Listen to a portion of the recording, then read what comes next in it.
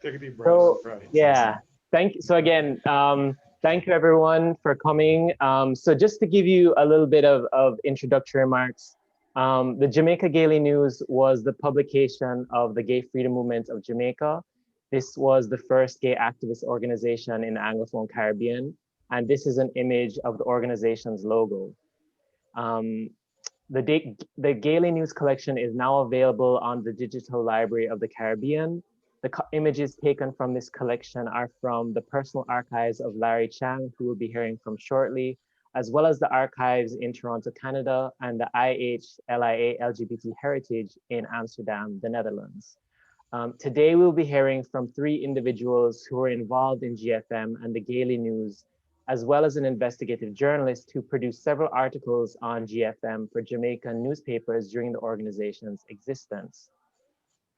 Even though this is a virtual event, you know what, let me move this over here. Even though this is a virtual event, and we're not physically assembled, in fact, as we'll hear shortly, we're hailing from all parts of the world.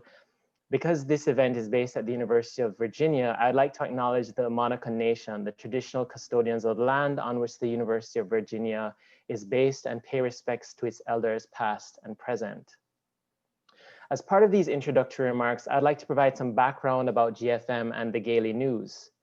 GFM grew out of a community meeting in 1977 to address violence among patrons at a gay club in Jamaica's capital city, Kingston.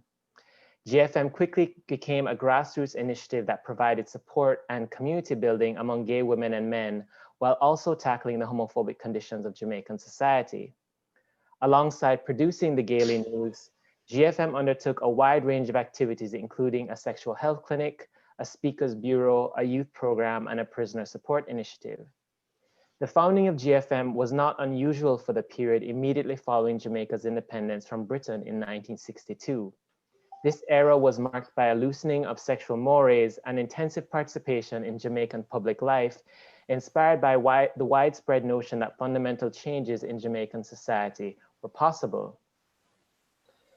During the heady political climate of Prime Minister Michael Manley's democratic socialism, GFM took root alongside the vibrancy of women's liberation and Black power and labor movements.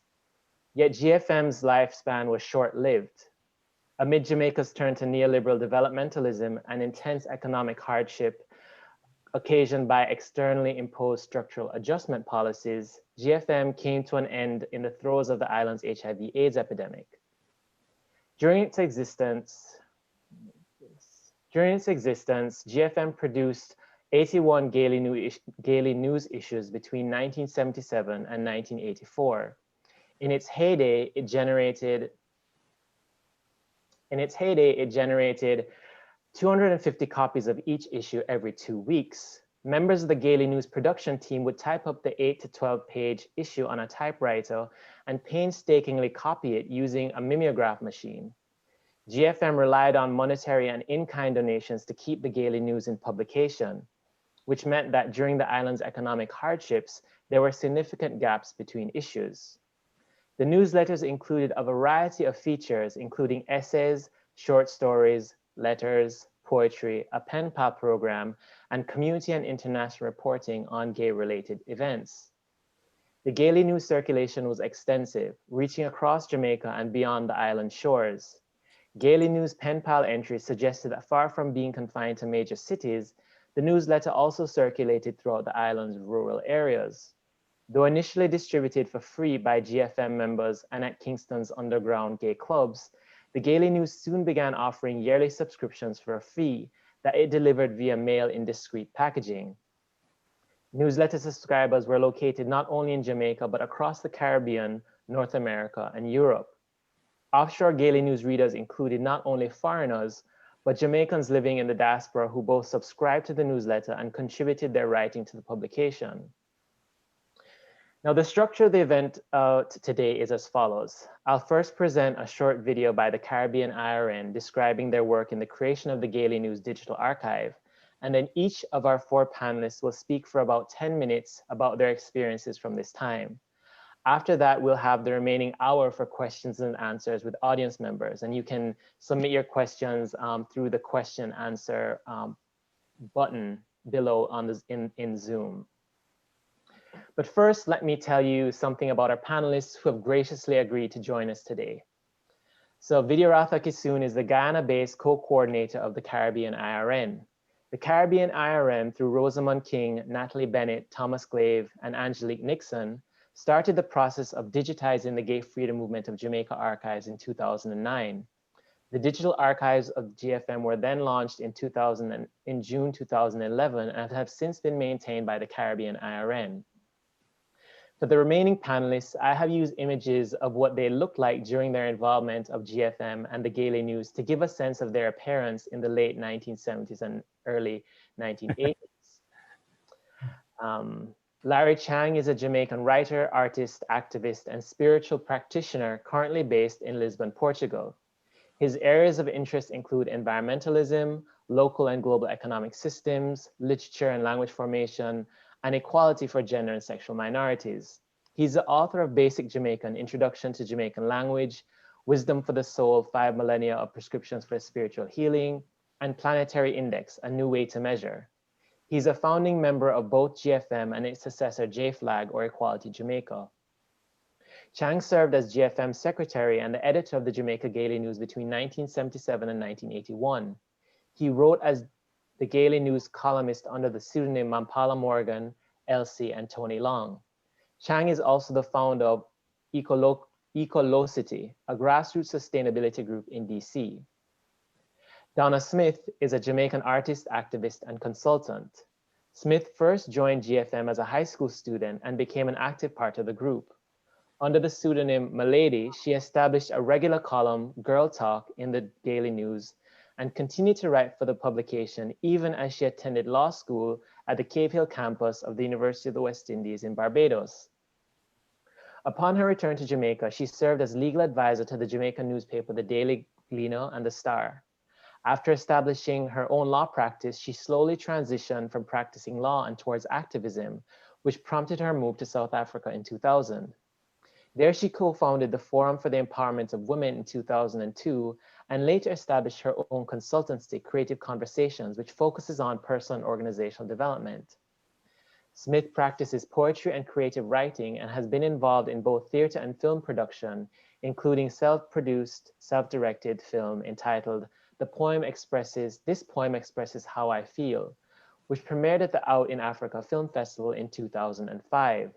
She's currently the director of development at the Coalition of African Lesbians. Glen McDaniel is a Jamaican-born writer, medical scientist, and life coach currently based in Atlanta in the United States. McDaniel was an active member of GFM where he participated in the group's grassroots sexual health clinic given his medical training, as well as GFM's Speakers Bureau, in which the group's participants would present on issues related to gender and sexuality in public settings such as high schools and professional associations. McDaniel, jokingly called Jem because of his initials, also participated in the production of the Gaily News and contributed to the newsletter as a columnist under the pseudonym Aquarius. As he will explain more fully, Glen's involvement in GFM and the Gaily News happened because of certain fortuitous events that brought him to Jamaica and Kingston at this particular time. Jennifer Ffrench-Parker is an award-winning Jamaican journalist currently based in Decatur, Georgia in the United States. In her nearly 40-year career, she has been a reporter and editor at daily and weekly newspapers in New York, North Carolina, and Georgia. She spent the last 24 years editing and publishing Crossroads News, an award-winning weekly newspaper which she co-founded in Decatur with her husband, Curtis Parker. During GFM's existence, Ffrench-Parker worked as an investigative journalist with the Jamaican newspaper, the Daily Gleaner, and the Jamaica Daily News. She was one of the few Jamaican journalists at the time who took homosexuality in Jamaica as an issue worthy of serious reporting. She penned several newspaper articles on the topic, most notably a 5-part investigative series on homosexuality for the Daily Gleaner in 1982. I'm eternally grateful for the presence of our panelists today. I had both the privilege and good fortune to meet them during my research. Before we listen to them, I would also like to consider and welcome those who are not physically or rather electronically with us. These include not only those who find it difficult to come into and stay in this space, but also those who have been murdered, those who have been the targets of violence, and those whose queerness has brought them into the archives, not through the newsletters of gay activism, but through the humiliating newspaper reports and state documentations of sex crimes. As this event not only recounts history, but also makes history of its own, it's essential to acknowledge those for whom this is not only an uncomfortable, but also an impossible space. The history that we are making today is important, but also inevitably partial. Please note that we're recording this event and the recording will be posted to the Caribbean IRN YouTube page. Before we begin, I would like to thank the Caribbean IRN who established the Gay Freedom Movement archive, of which this collection is now a part.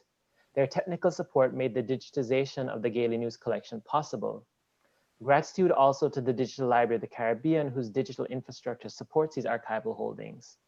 I would also like to thank the Department of Women, Gender, and Sexuality, the Carter G. Woodson Institute for African American and African Studies, and the Center for Global Inquiry and Innovation at the University of Virginia for their sponsorship of this event.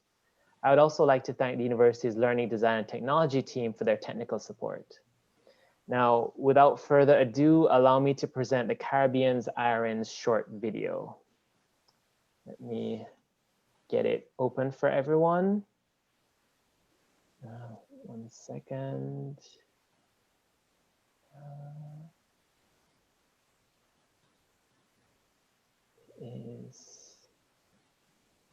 Okay.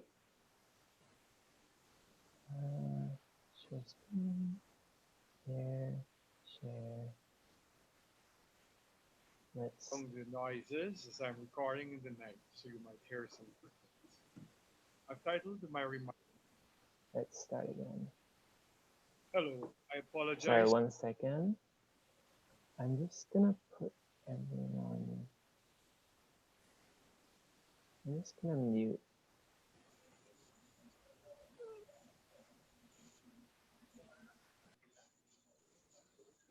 Okay. Yeah. Okay. 1 second. I'm just going to share my screen. Share. Okay. Hello, I apologize for the background noises as I'm recording in the night, so you might hear some crickets. I've titled my remarks From Filing Cabinet to the Internet because in 1978 I saw this request from the JGN, in the JGN, asking for filing cabinet. And here it is now, we are on the internet. I have the Caribbean IRN is happy again to present this archive of the Jamaica Gaily News as part of its collection for the Gay Freedom Movement archive. The Caribbean IRN is this resource for people and organizations inside and outside the region whose work focuses on issues related to diverse genders and sexualities. It's a network consisting of activists, academic scholars, and other persons. The board members are Angelique B. Nixon, Rosamond S. King, and Colin Robinson. That is me there. I'm the coordinator. We envisaged the Caribbean as this complex place here in 1978. Jamaica Broadcasting Corporation barred the gay TV program, which Larry was on. And then in 2020, Maurice Tomlinson loses his suit against the TV Jamaica, which refused to air a Respect and Tolerance ad. And then there's this editorial which talks about conversations. We envisage the Caribbean IRN envisages this Caribbean as not only the Anglo-Caribbean, but it includes Belize, Guyana, Suriname in the south, Bermuda in the north, and it includes the Spanish-speaking, French-speaking, and Dutch Caribbean, and also the territories. Our projects have included the main archive of the Caribbean IRN with the sub-collections to the Gay Freedom Movement and for the Rainbow Alliance of the Bahamas. We also have the Theorizing Homophobias in the Caribbean collection from 2012, the Caribbean Sexualities portal with the Sargasso collection, Love, Hope, Community, Sexualities, and Social Justice in the Caribbean, and the Write It in Fire tributes to Michelle Cliff. We also have our the portal, knowledge portal, which we are building. The building of this of the JGN archive required some key. It took 2009. Rosamund King, Natalie Bennett, Thomas Glave, and Angelique Nixon reviewed the boxes of the GFM papers which were left in the J Flag office in Jamaica. In 2010, a partnership was formed with the Digital Library of the Caribbean. The boxes were moved from Jamaica to Boston and then to the Schomburg at the New York Public Library. Between 2010 and 2011, Rosamund King managed the project, which sorted and scanned the archives, the papers in the archives. The digital archive was created from Guyana, where I'm located. In June 2011, the GFM archive was launched with only one issue of the Jamaica Gaily news in it. Then in 2020, Matthew Chin contacted the Caribbean IRN to donate the digital images of the 81 issues of the Jamaica Gaily news, which he had collected from various archives. What were the key considerations? Privacy and protection for those who might have been out in the JGN, and the issues related to difficult content.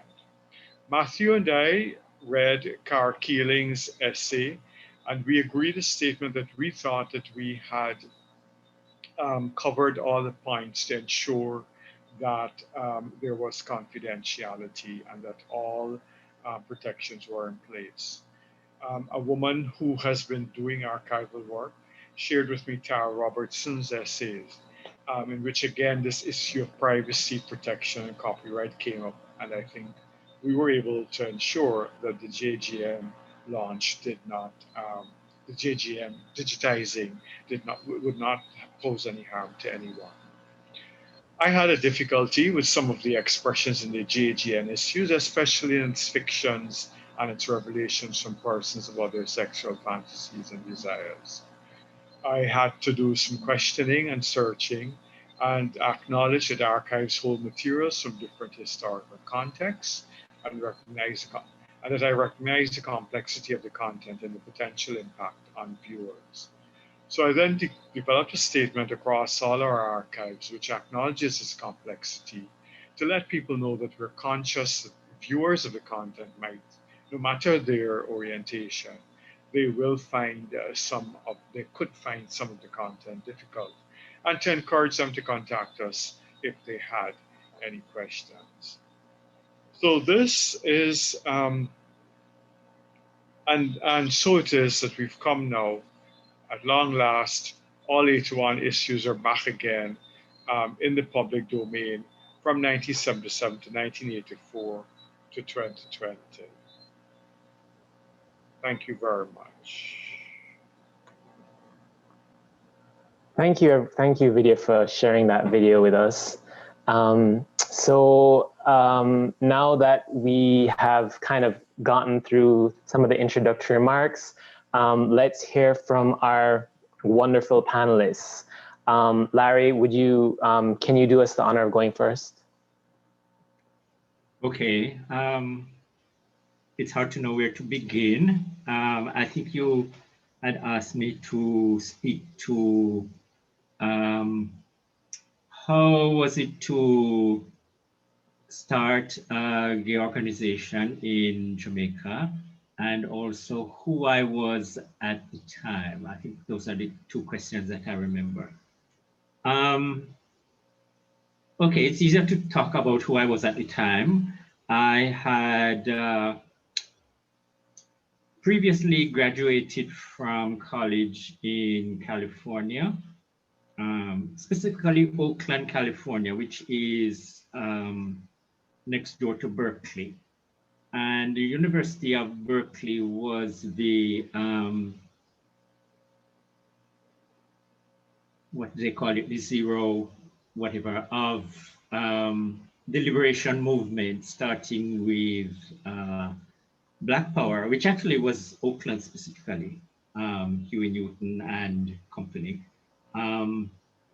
and also for women's liberation and gay liberation. They all had their centers on the Berkeley campus of the University of California.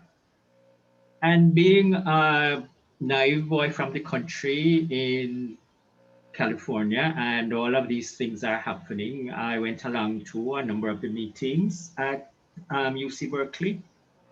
And pretty soon I was shedding some of my naivete and became more politically aware. And so cut a long story short, when I graduated and went back to Jamaica, I went back with the specific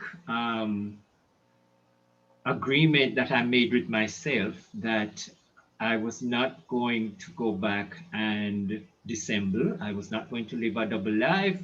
I was not going to go back into the closet. So that basically set the tone for my my return to Jamaica. So I had started a job in Kingston. This is the first time I'm living in Kingston because remember, I'm from the country, and went straight from country to America. So Larry, can you let them know where in Jamaica, what you mean when you say country? Okay, I don't know how much detailed, I have time to go, but yes, I'm from Brownstown. I was born in Alexandria, St. Anne. Yay, Ian McKnight, I know you're listening. So I went to York Castle High School, same as Ian. And yeah, so I'm from Brownstown, born in Alexandria, and went straight from Brownstown to Oakland, California, where I studied art with a major in environmental design. So when I graduated, went back to Jamaica, the only types of jobs that were available to me were as an architectural illustrator in a firm in Kingston. So that's how I ended up in Kingston. I stayed with friends for the first couple of months. Eventually, I got my own apartment. In those years, there were a number of gay clubs, and that was the extent of, community activity. Of course, people had private house parties and things, which pretty soon I got invited to as I, met more people and, went to some of the clubs sometimes. And this one club opened up in New Kingston called The Closet. It was right on the corner of Haining Road and Altamont Crescent. This club was started by a good friend of mine who happened to be a hotel manager. He's not out, so I can't call his name. And he asked me if I would, help him to kind of organize it and run it. So I said, sure.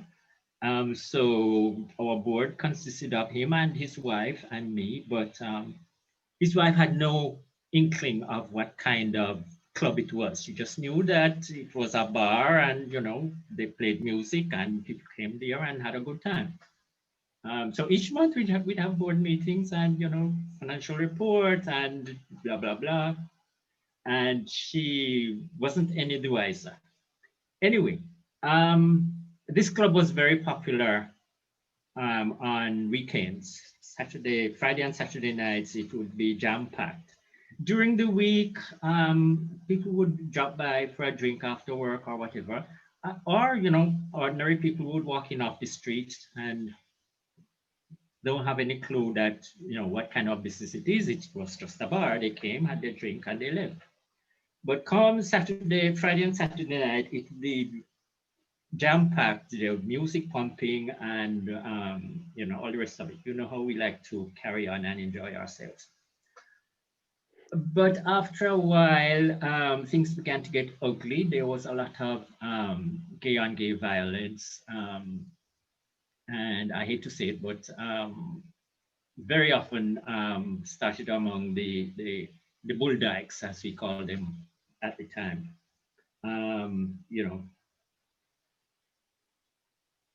displaying their dirty linen in public, and it's a lot of relationship-based things and jealousies and whatnot. So this went on for a while. 1 or 2 times the police were called. They came, and we realized that this interest from the police was going to bring complaints from neighbors and all kinds of things, and that the future of the club was therefore threatened. And everybody said, well, we need to do something. And we called a community meeting open to everyone. It was held in the club. We discussed all kinds of different things. They decided, okay, we can't do anything right here, right now, so let's appoint a committee to investigate further and come up with some kind of intervention. And so a committee of 6 people was selected. I was one of them. We went away, we met a couple times, we came back with suggestions and recommendations. And out of those committee meetings, I decided to do a broadsheet, well, not a broadsheet, a mimeograph sheet of, what we discussed, and to share this with the wider community, because obviously not everybody came to the meeting. So this is something you can just share, pass along. And I facetiously called it toilet paper, because it was coming out of the closet. And so the meetings went on for a while. It went into a second issue of toilet paper. And then when I realized that there was something that was coming about, I decided, no, I have to stop being facetious about it. And I changed the name to Jamaica Gaily News, parodying the then name and masthead of the second newspaper, which was then the Jamaica Daily News. I copied the masthead exactly using the same font, but I just changed the D to a G. Yeah, and so it went from there to, as you said, 81 issues. I hadn't remembered that we had done that many.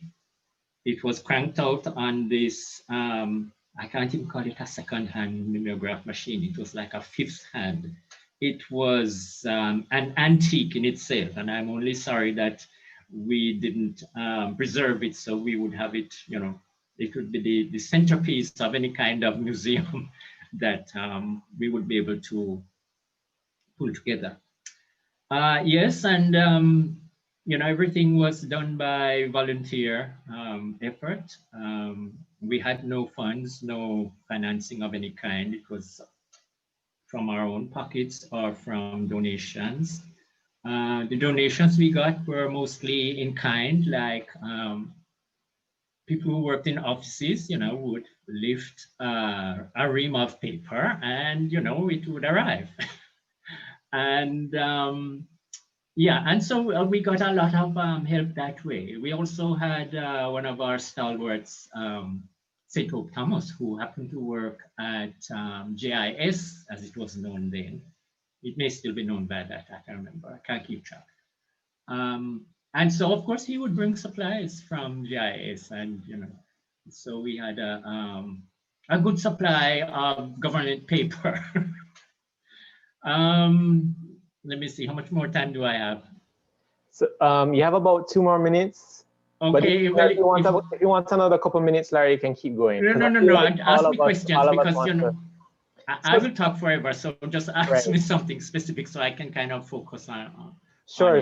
So I'm wondering if you can, I'm wondering if you can talk a bit more about what it was like to be an editor, and then also to write the columns as all these different characters. Because when people go to the newsletter, they'll probably want to know, these characters and what it was like for you to be the editor of it.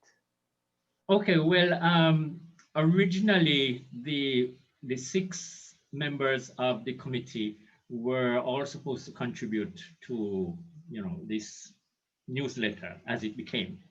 Obviously, many of them either didn't contribute anything or they dropped out of sight altogether or whatever. And so if I didn't write myself, some of this stuff, then we wouldn't have a newsletter because, thank God we had a lot of poetry. Yeah, we seem to like to write poetry. So I always had a ready supply of poetry on hand that if I had space, I could always, use it as space fillers. Not to say that some of the poetry was not of good quality. It was, and it was worth printing in its own right. But yes, I did have to resort to space filling. And the thing is, I realized that if the newsletter did not have enough variety and enough different points of view, that it wouldn't appeal to very many people for very long. And so this is why I started to write in different voices, trying to represent different personalities and types of people, and what their perspective might be on a particular issue. It was a godsend when St. Hope turned up, because then he started to write a column. And then it was absolutely wonderful when Glen turned up, and he was very good in meeting his deadlines for his columns.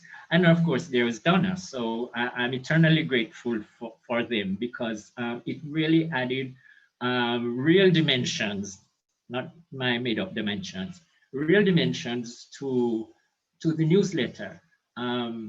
And I was particularly grateful for Donna's input and participation, because we had always been, and probably accurately so, accused of being, just focused on gay men and gay male issues. And so therefore, I was really glad that Donna came on board and was able to represent, a female presence and point of view. So yes, Donna, I'm grateful, eternally grateful. It wouldn't have been what it is without you and without Glenn, and of course, St. Hope Thomas, who of blessed memory. Yeah, so I have to say that one of our most popular features was the pen pal column, because obviously this was the days before Twitter, not Twitter, Grindr, and what you call it, I forget.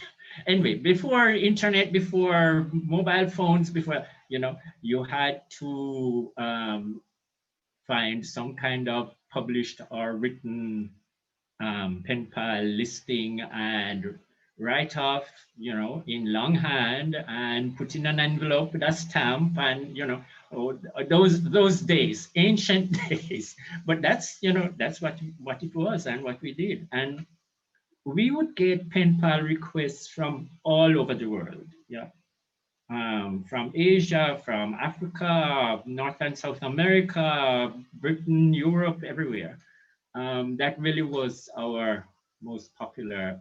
I think that's probably one of the things that helped keep it in circulation.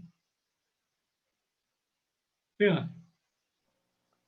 Okay, thank you very much, Larry. So I know that I'm sure that many people have questions and we're going to get to them. So please, people, put your questions in the question and answer box, because we're going to have a lot of time for questions afterwards. But Larry, I think you've given us a really good start to for our conversation. So I'm gonna turn it over to Donna next.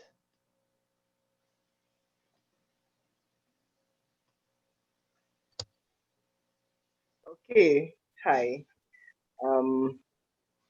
Donna, all the way from Johannesburg, South Africa. and I really believe I'm here because of my beginnings with GFM. I remember, I think I was about 17. I was in boarding school, and when I went home for the holidays, the copies of the Daily Gleaner would be there. I would go through and do the puzzles and read the comics and read interesting things. And I was never usually interested in news and editorials and stuff like that. But for some reason, one of the times, this holiday, I think I was between 6B and 6A, and I'm going through the papers and I see this letter to the editor, and I just zeroed in on the signatory, Larry Chang, Gay Freedom Movement. I think, Larry, can I remember it was PO Box 1152, Kingston 8. And I thought, wow, because I'd been on a journey like for some time. I think I knew I was lesbian when I was 8 years old. And I remember having a conversation with some friends about who we would grow up and marry. And everybody I could think of that I would grow up and marry was a woman, right? And then my friends would say to me, but you can't marry to a woman. And I would say, but why not?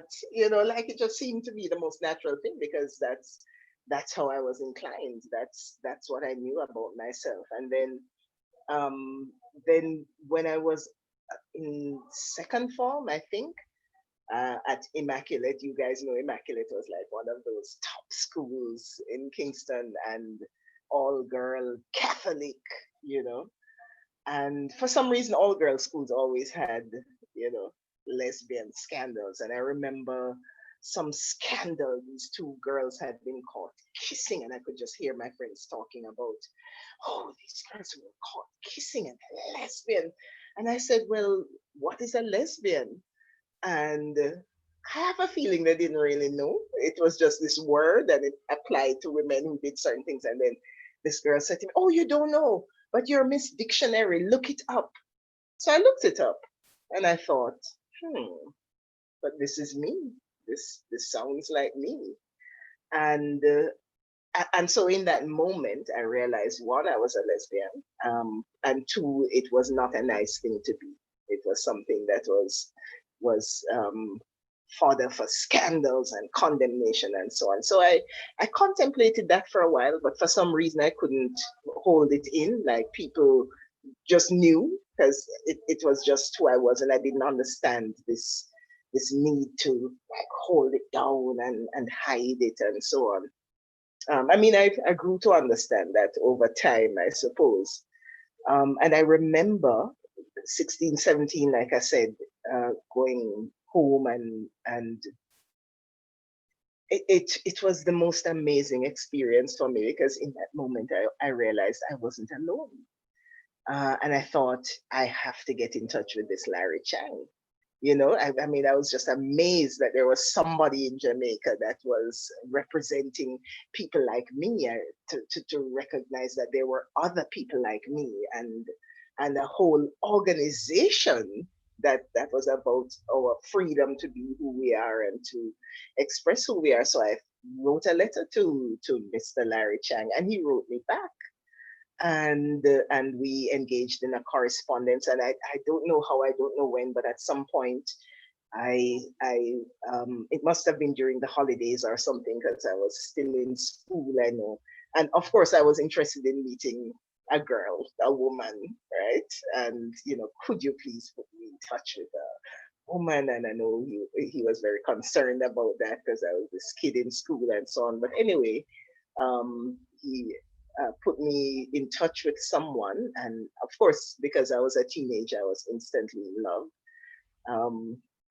But another thing was happening for me because I think I was doing GCE AO levels, general paper, and I had a term paper to do, and I decided, because I'm who I am, that I'm going to do this paper on something that was really close to me and something I needed to process and understand about myself and about the world. So my term paper was on homosexuality and the gay revolution. And my correspondence with Larry and the information that he was sending me, I think mostly the JGN at that time was very helpful to me, and it became quite a buzz thing in my class, I remember. And I'm not quite sure when I started writing for the Gaily News. I just remember Larry asking me if I would, and I've always been pretty good at English and writing and so on, and expressing myself in writing. And so I started, and I chose Milady because my name is Donna and it means lady in Italian, in the sense of nobility or whatever. So I thought it was a nice play on words. And girl talk was just kind of like straight up like duh, because I understood at the time there was no other female voice in the newsletter. I think there was someone writing under the byline Lesbos, but I don't know if it was, I don't remember if it was a regular column. And I've been like trying to look at this stuff on in the archives, and one of the first things I saw was one of the poems I submitted, and I just felt so nostalgic and tearful because I've lost all of the poems that I wrote at that time when I was in school. And so I'm eager now to just go through the archives and see if I can recover one or two more of the poems I wrote at that time. I remember going to meetings at Larry's place. I know it was an apartment somewhere in New Kingston, and just this whole experience was just amazing for me. Just meeting all of these gay people, people like me, people of alternative sexualities, to be able to express that, to be able to speak freely about it, to be able to feel, I don't know, like I belonged somewhere, you know, and to feel some legitimacy about my existence, to feel like I had come home to a community. It was just really awesome. I don't remember anything that I wrote for the Jamaica Gaily News, you know, like nothing. I'm just really looking forward to when I have time to really go through the archives and recover some of those memories. I remember meetings at that club in New Kingston. I remember my first time going there for a club night, and oh, I was so excited. I wore my graduation dress. I was hopeless, like in terms of social stuff, you know, and I was just so shy, and just it was just this whole new world for me. And I always think about that time in my life and how defining it was. You know, I didn't even remember the meetings and the poetry workshops and so on. A couple of years ago, Larry sent me that picture that you showed now, Matthew, and I thought, damn, look at me at like 17, 18. I didn't even remember that I had already started like doing poetry readings, you know, sharing my poetry with people. And GFM gave me that space. I speak about that as a time when, you know, when I was 12, I think was when I came into myself, because that was the first time I said the words to myself, I'm a lesbian, you know. And then when I got in touch with Larry and became part of the GFM family and started writing for the newsletter, then that's when I came out into a community, and it was a wonderful, loving community. Most of the time, I was the only girl, you know, like at these meetings. The movement really suffered from a lack of female presence. And I just remember a few moments when there were other girls. I remember this girl hitting on me big time at that club, because we used to meet at that club.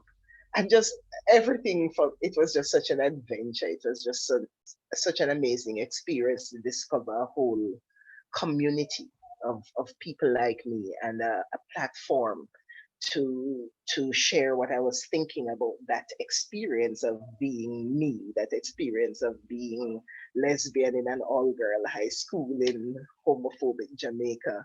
And then my grandmother was she was a trip, you know, because she was that nosy grandmother that she wants to know what you're doing, and and I had a drawer where I kept my things because, of course, when I started writing for the Gaily News, and I think even before, I think Larry started sending it to me, and it really was very discreet. You know, it's your name typed. There's no return address. It's a plain brown envelope.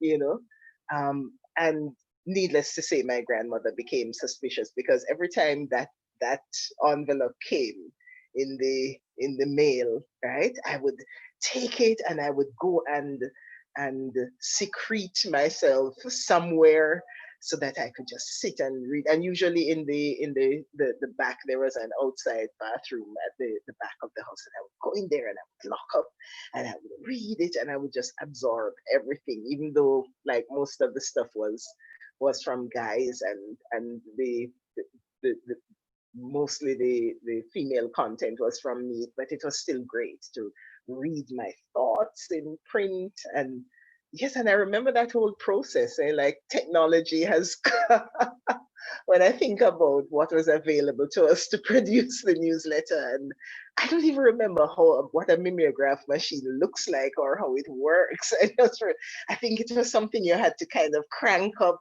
at some that was like 40 odd years ago, guys, and it was I'm sure it was like the most exciting time of my life, just to discover that in this difference, in this strangeness, I was not alone. There was a whole community, and here was this guy, this Chinese guy, who was so brave, who was so awesome, to as to put his name on letters to the Gleaner, saying, "I am General Secretary of the Gay Freedom Movement." I think I was just in awe for all of that time, and it was just almost a daze for me, but also a glow, like just this experience of being with these amazing people. I remember Saint Hope. I remember going to his home and he's cooking. It was probably his favorite thing to cook. I don't know if anybody else remembers curried pork. I think it was the first time I'd eaten curried pork. And it was so nice. And I think he was living with his sister or something. And I just thought how wonderful the space was. And they were so accepting of him. They knew who he was and they loved him and accepted him. And I think Saint Hope was the first friend I lost to. Yeah, I think it was the first friend I knew that died in the midst of the whole HIV epidemic when it came to Jamaica, and it just made that also so real to me that here was this thing that was also a particular challenge for this community that I belonged to, and just figuring out how to deal with that. And I must say, I'm quite proud with how Jamaica dealt with HIV/AIDS in terms of education. I think we were way ahead of a lot of other countries, and I think it was because of the work of people like Saint Hope and Larry and the GFM, and I think that I always tell people I don't think I'm an activist. I'm just a person who happens to be gay, and also a person who generally likes to live true to who I am. And if that's being an activist, then so be it. And I care about the quality of people's lives, and I care about people who are oppressed and downtrodden for things that they have no control over. Things that they're born as, and so if that makes me an activist, I suppose. But my experience with GFM, I think, defined me in a way. I realized that I could not just live my life accepting the negative messaging and the crap treatment and the assumption that I must hide in some kind of shadow because I'm different in some way. And I thank Larry. I thank Glenn. I mean, I remember Glenn.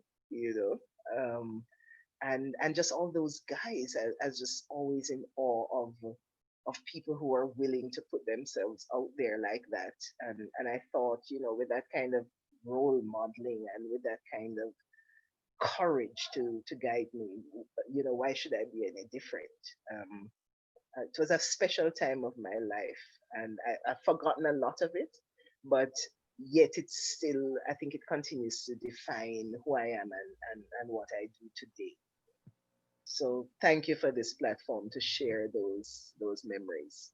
Thank you, Matthew. You're welcome, Donna. Thank you. Thank you for being willing, staying up a bit later than you might in South Africa. Thank you for sharing that. I know that we're gonna have a lot of other questions for you when we're finished the panel, and really excited about you sharing your story. So I'm gonna ask Glenn to go next. Glenn, oh, did I not? Hold on, let me spotlight Glenn. Hold on, wait, where is? Okay, there you go. Okay, great. Thank you, Matthew. As Donna says, this was a long time ago. So if you would indulge me, I've kind of made some notes to myself to kind of remind me of some of the high points. And even though, Matthew, you asked me to talk about my time with, GFM and all that sort of stuff, that's what we're here for.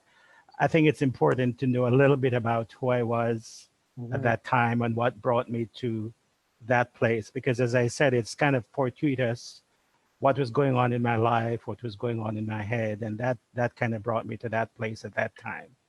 And, there are no coincidences in life, I don't think, I've found.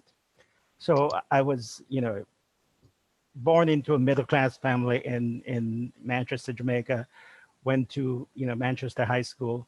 My high school experience was really interesting. I was never, to my face, bullied and teased to my face. The interesting thing about it is that I was very cerebral. I was very academic. I was what you would call bright. I guess I was good at languages and science, the whole bit. I was on the school's first schools challenge quiz. I was both the French expert as well as the chemistry expert, if you can imagine that kind of strange thing. So there are people who kind of needed me to, whether it was to help with their homework or because I was on the debating team, I was kind of like big man in school in some ways, but I was lousy at sports. I couldn't play, I couldn't kick a ball to save my life.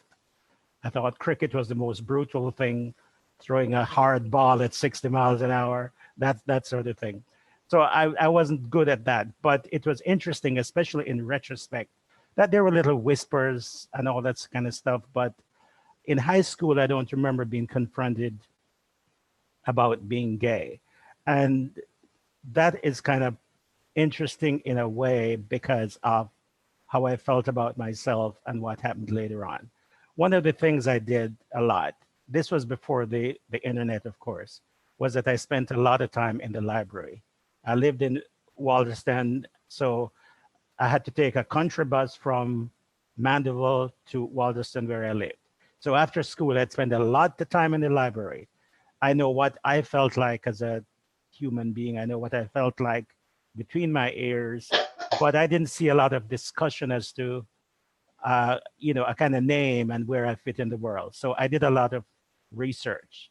At that time, there was the children's library and the adult library, you remember. So I would sneak into the adult library a lot and do my own research. I read a lot of Masters and Johnson. I read a lot of Kinsey and all that type of thing. So I knew that there was a word for what I was feeling and there were other people like me.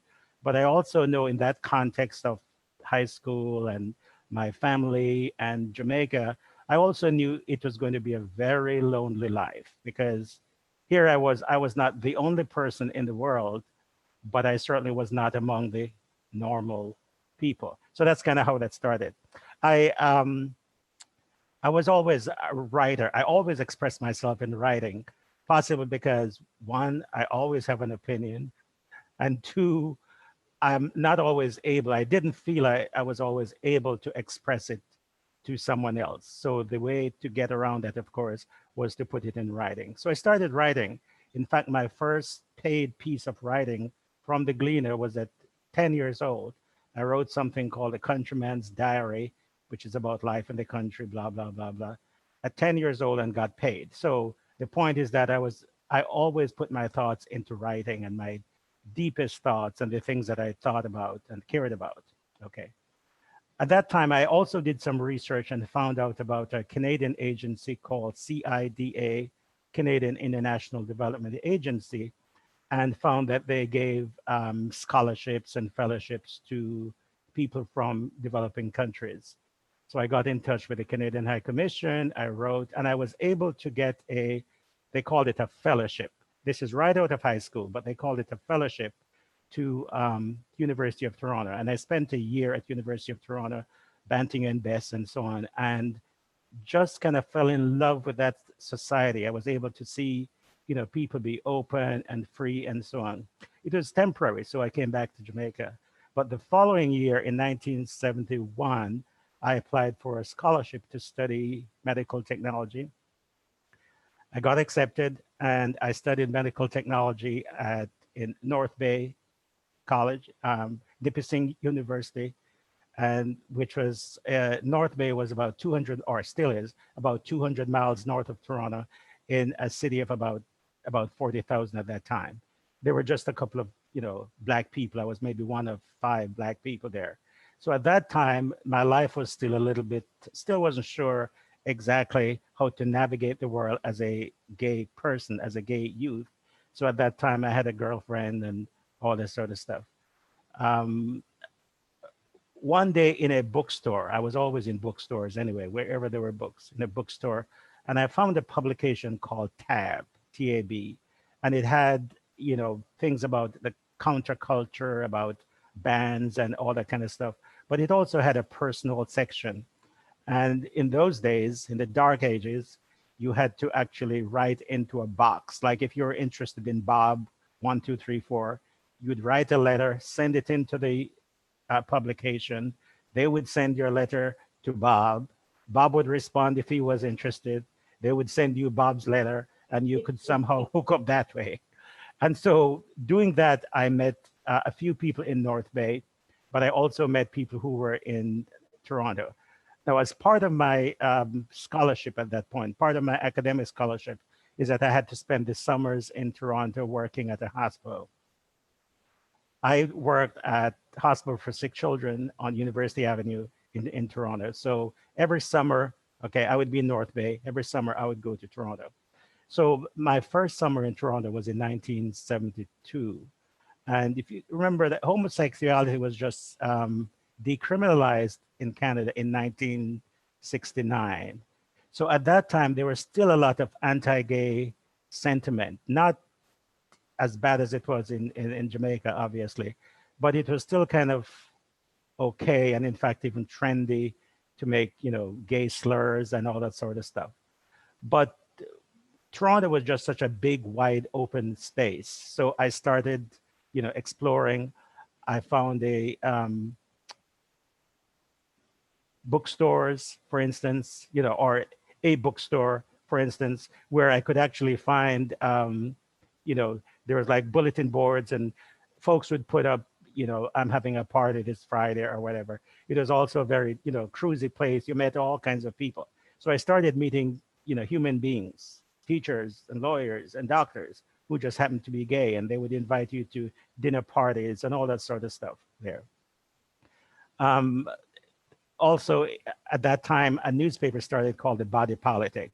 And that was the first time I'd ever seen a publication dedicated to gay rights, written by gay men and women, and just talking about liberation from that point. But at the same time, I was also had this little activist flame within me. So I was always the person to stand up for the underclass. So at that time, I was helping to fight for the rights of French people, or making Canada a bilingual language. Again, Canada is a big old country, but so many things happened fairly recently. Canada did not become a bilingual country until 1970, I think it was. So even after that, there were still people arguing, and they would make, jokes against French people, and there was even some violence and all that kind of stuff. So, I was in that space where I was physically, instead of just writing, putting it down on paper, I was able to march. I was able to attend meetings and so on, to state my support verbally, openly, in public about, gay rights and French rights and the against clubbing of baby seals and all kind of stuff. So I was in that very activist space. It was just part of who I was. And it's almost like I was liberated finally to be able to talk about those kinds of things. At the same time, also, they formed an organization in Canada called CHAT, C-H-A-T, which was the Community Homophile Association of Toronto. That grew out of the University of Toronto. They had a gay club, actually, at the University of Toronto, and that kind of morphed into something called CHAT. And just like Larry was talking about, it is very loosely defined. So we would meet like on, Sundays, and we would have like an agenda. We would try to get people to write for the body politic and so on. It is just very loosely defined. But they also started having Sunday dances at CHAT. So there would be like a CHAT Sunday dance where everyone went. And that's when I really became kind of like ingrained in the community, I guess. I started meeting all kinds of people. And the fascinating thing for me was to be able to kind of, go to a meeting, meet all these people from all walks of life, from, intellectuals to everyone else, which kind of proved to me for the first time, not just intellectually, but proved to me in reality that that is what gay life is, and that is what gay life is all about, is that you find people from all walks of life, from all political stripes and so on. And you could go to a meeting, you could express yourself, and then you could go out to a bar or a coffee shop after. You could all sit and talk and tee-hee-hee and all that. And there was no need to pretend to be straight or to somehow hide exactly who you are. So that was a very, very powerful thing for someone who was like, I think 19 years old at that time, I think I was. So that was a very powerful thing. Let me see on my notes again, what else here, chat, body politics. All right, so I kind of continued doing that sort of stuff for 3 years in school during the academic year, and then working in Toronto during the summers. So there was chat, there was the body politic, meeting lots and lots of people. I went to my first gay club there, the St. Charles, those kinds of things. In 1975, I'd finished my training, finished my internship, and had a Canadian boyfriend at that time. So my whole thing obviously was to get what Canadians call landed immigrant status, which is basically to become an immigrant. So that was supposed to be my my plans at that time. So I came back to Jamaica, the plan being simply that I would just pass the time for, I think it was 6 months, when you had to be outside the country while you're being processed. Well, during that time, my boyfriend died. And so my whole life was turned kind of upside down. So I was back in Jamaica. This is in 1976. I was back in Jamaica, living with my parents in Wallaston with a college degree, didn't know what to do with myself, been personally devastated. So I decided to get a job at Homewood Technical in Christiana and start teaching. I taught chemistry, hygiene, and something else. And I continued writing. Like one of the things I would do is that I would see articles in the paper about some crazy minister or some crazy Rastafarian. It always seemed to be Rastafarians and ministers who would be always stirring the pot because they were so obsessed with the gay lifestyle, I'm not sure. So I would respond, and I would always respond using my full name and my full address, which was a really interesting thing because I'm not as courageous as people think, but it was basically born out of a sense of duty, a sense of purpose. This is who I am, and this is not going to be denied by anyone. So I didn't think twice about answering as Glen McDaniel, Wallerston, whatever it was. The interesting thing though is that I never came out as being gay. It was more from a almost like a high point. I wouldn't say intellectual, but it was almost like a soapbox, coming on a soapbox and kind of lecturing them in a way. So that kind of gives you a certain amount of power. But in later years, I kind of thought about it and even wondered if that was some degree of cowardice or it was just a sign of the times. I never hesitated to respond to anything, any anti-gay sentiment which was expressed. But it was like someone, being very objective and standing on the side and lecturing children who really ought to know better. And so I did a lot of that. There was one time in 1978, I remember, I saw a letter that Larry had written to the Gleaner, I think it was. And I was just fascinated. Here it's someone who had written their full name as the basically the leader of the gay organization. Very, very proud, very, very cogent, very distinct. There wasn't a lot of anger about it, but it was very direct, kind of like how I was feeling on the inside. This is who I am. I'm not going to deny my own existence. I'm not going to pretend to be anyone else. So I immediately fired off a letter to Larry and wanted to be part of his movement. Don Quixote, Sancho wanted to be part of his movement. So Larry promptly wrote back and said, thank you for writing. I'm really glad to hear from you. But the movement is just a group of friends who are kind of, basically a loose association of friends kind of stuff. But again, being a writer, always writing, we talked back and forth. And so I decided to start writing. And that's how the Aquarius thing came out. But I still felt this itching where I had to be part of the movement. The revolution will not be televised, so you cannot just stay home and watch the revolution that way. You have to be on the street and pounding the pavements and so on. So I was just coasting at Homewood anyway, teaching. So I decided to apply to CAST, which is now University of Technology, and they had a fledgling program in medical technology. They were looking for a coordinator and someone to teach clinical chemistry and all that kind of stuff. So I applied and I moved to Kingston. And so, Larry set me up with some friends, got me in touch with some friends and all that. So I was able to get a roommate. And that is where I kind of find my purpose in returning to Jamaica at that time. I don't mean to be hyperbolic, but that is something that I needed as much as the movement needed me, or even more so. I needed it more at that time. And so that was basically a good fit. So I would do my daytime job, right? But a lot of time was spent at Larry's house. And then that's when I started meeting lots of people, doctors and lawyers and teachers and students and all kinds of people, and started working on the Gaily News a lot. And Don and Larry both mentioned that mimeograph. I think my right arm is still a little bit bigger than my left just from cranking that old mimeograph. It's one of those things, guys, that when Larry would type up the stencil, which he did himself, if you put it on the mimeograph and the ink somehow didn't come all the way through, or the ink was too thick when it came through, then the word would just be a big blob. And then you somehow had to correct that. You had to tape over the stencil and retype it. I mean, this was like childbirth.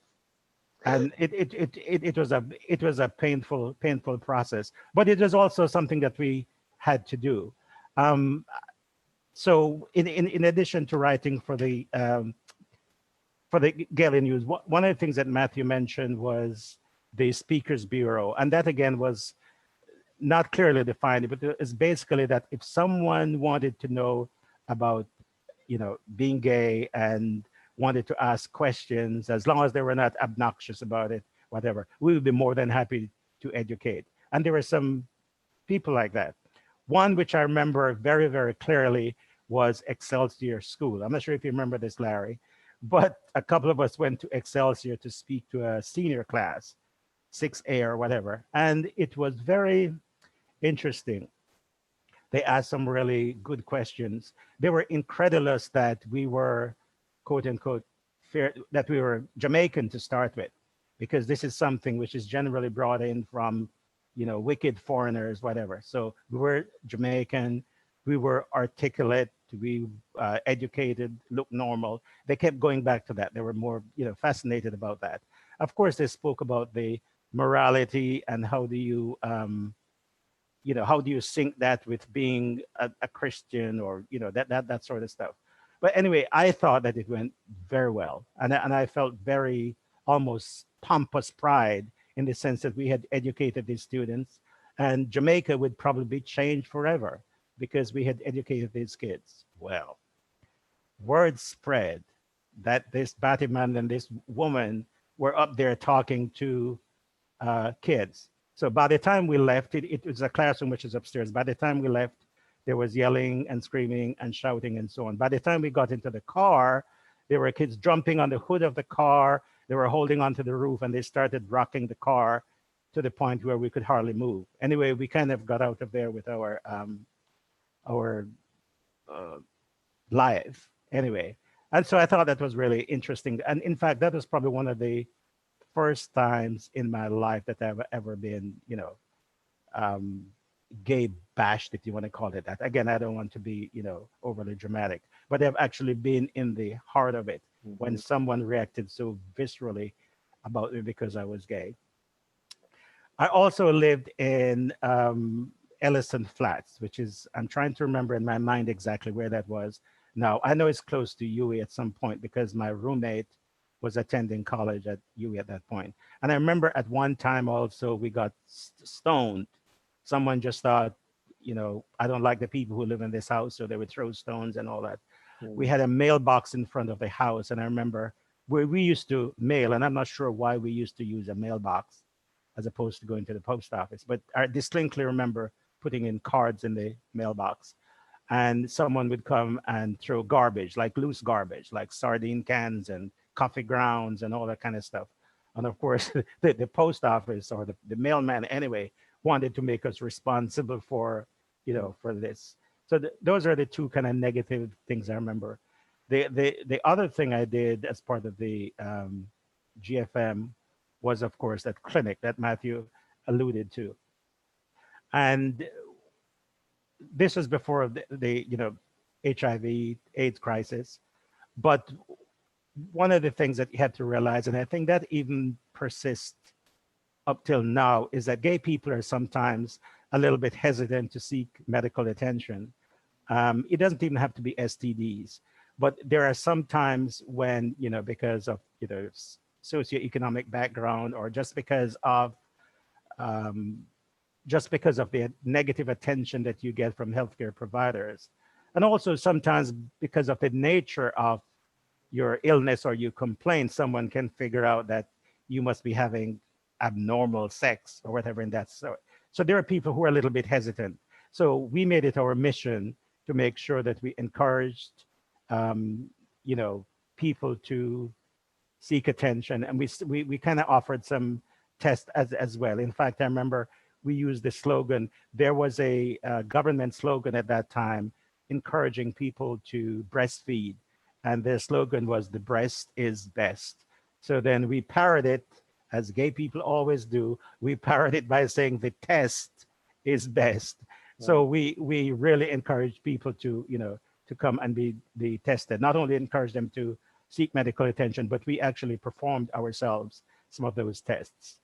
And Thank you, Glenn. This is fascinating. I'm wondering if we can talk more about the clinic in the question and answer period. sure, absolutely. You don't mind, because I know that there, just from the list, there are going to be people who want to know more about that. So maybe we can prioritize that when we start the question and answer period, more about the clinic. Absolutely, sure. Thank you, Glenn. So let's hear from Jennifer. One second. Oh, Jennifer, you're on mute. There you go. And thank you all, and good afternoon. It's my pleasure to join you today on this momentous occasion, the launch of the Jamaica Gaily News Archive. And my thanks to Professor Matthew Chin for inviting me. When Matt first tracked me down in 2018, when he was doing his research on gay life in Jamaica in the 80s, I must confess, I did not remember the series. And it was interesting to hear Donna and Glen and so on struggling to remember 40 years ago. So I feel like I'm in good company. It was a long time ago, nearly 4 decades, in fact. And I had to reach way back in my memory to 1982, the year I stirred up a hornet's nest in Jamaica with the series I penned about homosexuality on the island. Back then, I was a young reporter, fresh out of the University of the West Indies, and gung-ho about societal injustices and eager to change the world. I was what you would call a champion of the underdogs. Some of you may also remember that I also went undercover with a group of very enterprising Igglers who went to Panama weekly to shop at the Free Zone and return to sell their stuff on King Street. And I also wrote about children who were suffering, who suffered incest at home and were removed from their homes. So in 1978, February 1978, I was working for the Jamaica Gaily News, the one that was parodied by the Jamaica Gaily News, when 2 US students threw a Molotov cocktail on a student suspected of being gay, and I was flabbergasted. As we all know, only a tiny percentage of Jamaicans get to go to university. And I was of the opinion that those of us who are educated should know better and do better. That incident was not the first one to make the news on the island. And the response of the US Guild of Undergraduates was to label the reports of the attack as sensational and to hold a meeting to appoint a delegation to go to the student who was attacked to, and I open quote, to inform him of the seriousness of the suspicion and that it was affecting the block on which they live adversely. So I penned my first article decrying the violence against homosexuals for the Daily News. You see, I had spent some of my formative years in rural St. Thomas, where my father worked on the Jamaica Sugar Estate in Duckenfield. And while I was growing up there, the abuse of homosexual men was commonplace. I remember seeing men beating other men for being bad man, as homosexuals were called back then. Luckily for me, my family moved away from that town when I was in the 3rd or the 4th grade, but you could say I was scarred for life. To this day, I still remember a young man who was called names and beaten regularly because of how he walked, because of how he dressed, because of how he talked, just for being himself. Today, that man would be celebrated for his style and panache, but not back then. So as a child growing up, I didn't understand it all, but I intrinsically knew that physical violence was wrong. But even as well-meaning as I was, in the series I wrote, I used words like abnormality because I was nothing but a product of a homophobic society. So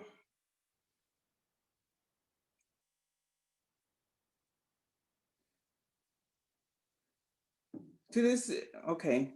So so 4 years later, when students and young men emboldened by the burgeoning gay rights movement became more open, and the talk of Kingston was that the island was being invaded and overrun by homosexuals.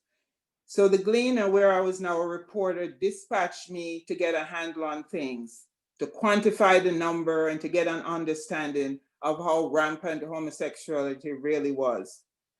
There was enormous, Donna is laughing, there was enormous ignorance about homosexual And I was to find out who were these people and just what was going on. In the Jamaica of the 1980s, it was a tall order. Homosexuals were in the closet, as we just heard. They craved better understanding, but many were married and leading double lives. Their wives didn't know they were gay. Some had kids, and no one wanted to jeopardize their jobs or their standing in the community. So they would not share their stories if their names were not revealed.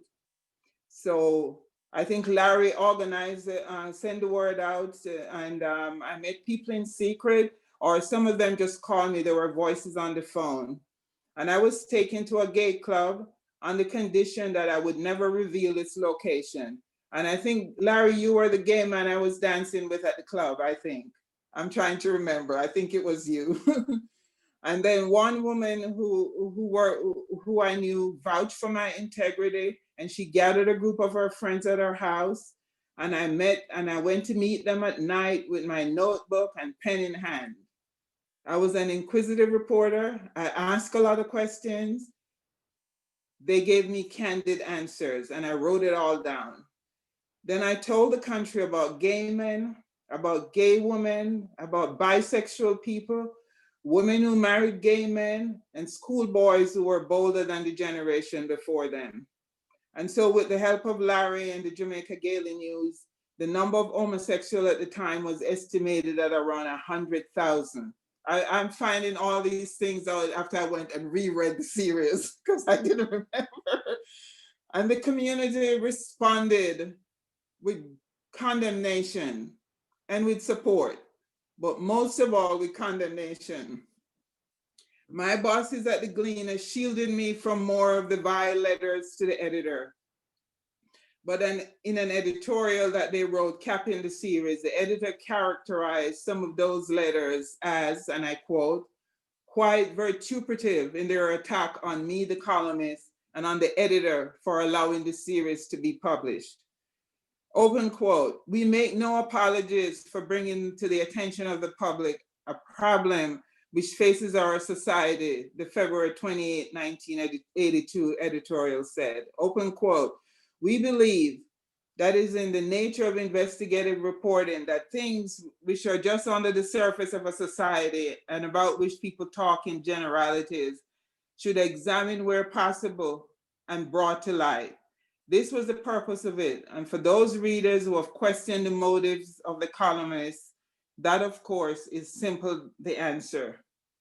But even as well-intentioned as I and the newspaper was, looking back now, some of the language we used was tough. You know, we talked about abnormality, moral sin, invasion, and problem and the like.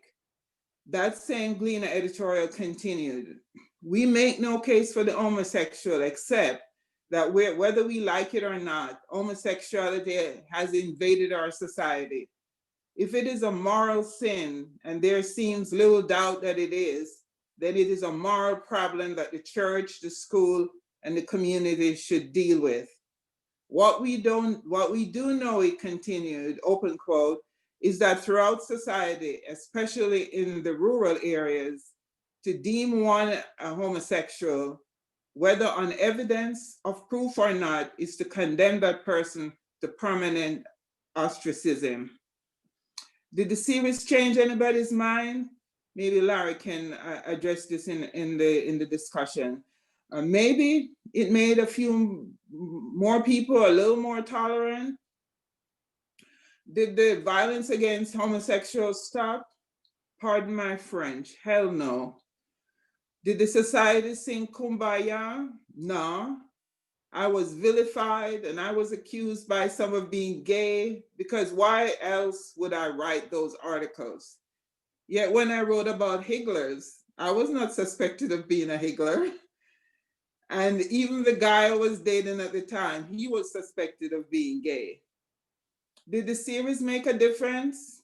We had no way of measuring the impact, but for sure, it caused a lot of ripples in the pond.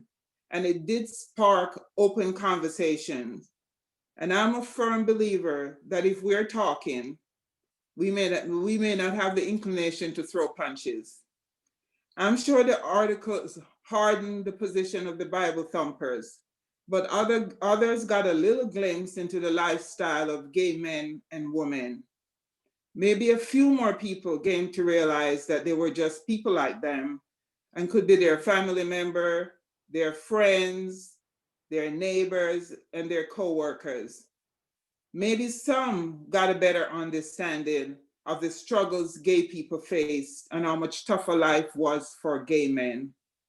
I know I came away from the series understanding that no one would choose such a hard life if they didn't have to.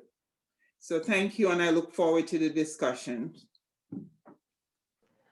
Thank you so much, Jennifer. I'm going to.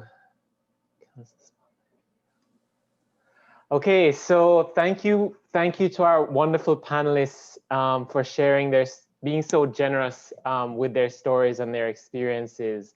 I'm going to open it up for questions, so please feel free to type your questions into the question answer period. The other option is, if you would like, I think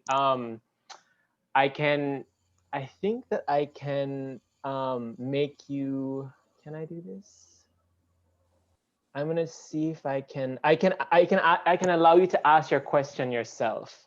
So I think one of the first questions that we have is Val Carnegie, who asks, Larry, were you still employed in a day job at the time, and how did you manage your job obligations along with publishing and community organizing?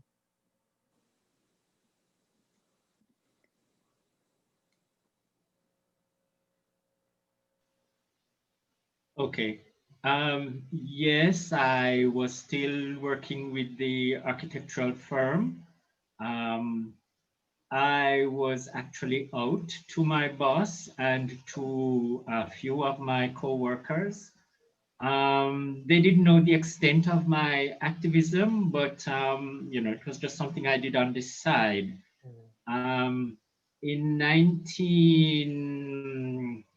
Jamaica was going through economic depression or recession or whatever at the time. And so shortly after, I was only at the firm for 2 years, they closed because of the shrinking of the economy. And so I was laid off before they closed. Yes, I was laid off because there wasn't enough work to sustain the company. And so, you know, I was one of the most expendable ones, because after all, I was only an illustrator there.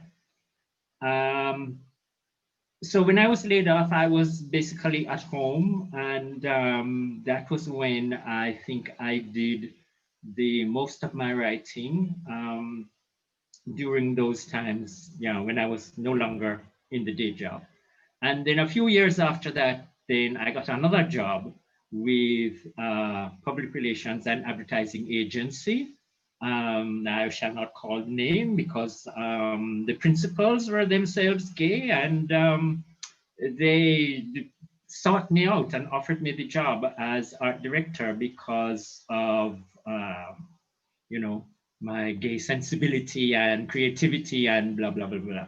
So that was a very fruitful time for me.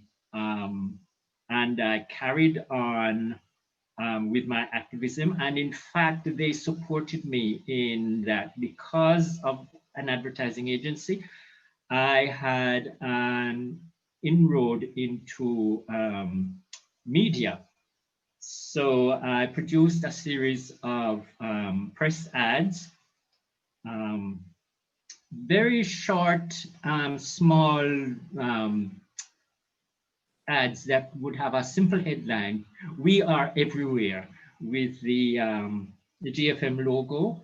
And of course, as an advertising agency, they have placement privileges. And so, you know, they submitted it to the Gleaner to be published, and the Gleaner refused. So again, we were blocked by the Gleaner, we were blocked by JBC Television. And that was the story of the time. Yeah. And can I ask Larry a question? Sure. Yes, please, the panelists, So feel free to ask after each other I questions. never got any feedback from the gay community about what impact, if any, the articles had on the community. Were there any backlash? Do you remember that happened because of the stories that were published in the Gleaner? I cannot remember any specific backlash. And in terms of general response or effect, we would have no way of measuring that. Remember, we're just a handful of folks trying to do something. We have no resources, no structure, nothing. So, you know, but no, I cannot remember any specific feedback that we got, negative or otherwise. Yeah. Matthew, this is Yes, Glenn. hi, Glenn. I'm not sure if this was in writing or somewhere, but after our visit to Excelsior, there was some connection with Jennifer, with someone claiming, Jennifer, that you were kind of like the manipulator or you set it up. You actually got these two gay people to go corrupt our kids at Excelsior. So that came out of, was that in? Okay. Yes, I right. wasn't even aware of that, but I guess since I was writing about gay people's lifestyle, I was capable of doing anything. But I was not aware of that, of the credit I got for that. Okay. For that.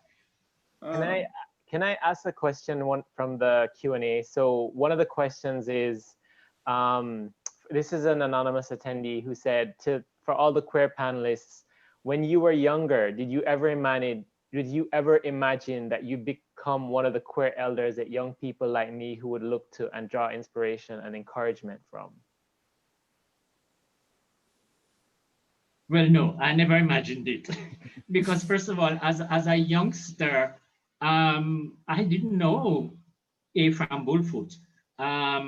You know, what is that? I just knew that I felt a certain way and that I felt I was different from everybody and that, you know, there is no way there can be anybody else like me. But, you know, I didn't have a name for it. I didn't know what it was. So it would have been very difficult to imagine that one day I'd become a queer elder, you know. Oh, yeah, this is also something I should say in my own behalf, is that people said, you know, that I was brave and courageous and blah, blah, blah, blah, blah, blah. But to be very truthful, everything I did was for myself. Yeah, starting from the time that I came back from college in the US, I made a contract with myself to say, I am going to live a life of integrity. And if living a life of integrity means that I have to become an activist in order to create the conditions under which I want to live, then that's what I have to do. So it is really always self-centered. Yeah, it starts with me. Now, if other people benefit, you know, that's just a side effect. It's really for me. You know? Thank you, Larry. Sorry. For me, I think that's really the best motivation that anybody can have to do anything. If you are doing something because you are trying to save the world, then no. That's because you're looking for approbation and approval and you know, whatever. You want to be a good person. No, I had no intention to be a good person. I was just being me. Yeah. And you so know. whatever I did, yeah, it was for me. And other people may have benefited.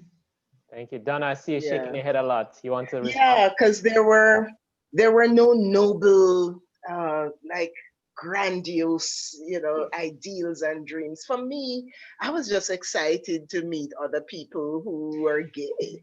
And even though it was mostly guys, I was still excited. And I felt like I was part of something. I was part of a community. I was part of somewhere where I could be myself. So I didn't have to pretend. I didn't have to stay quiet about what I was feeling, what I was thinking. So I never thought about being a role model, or I didn't, like I said, I didn't even think of myself as an activist. I was just a person that was discovering a whole new world, to be really corny and quote from that song. I was just discovering a place where I could talk about being lesbian, and feel okay about it. I But knew Larry, at the did time, you?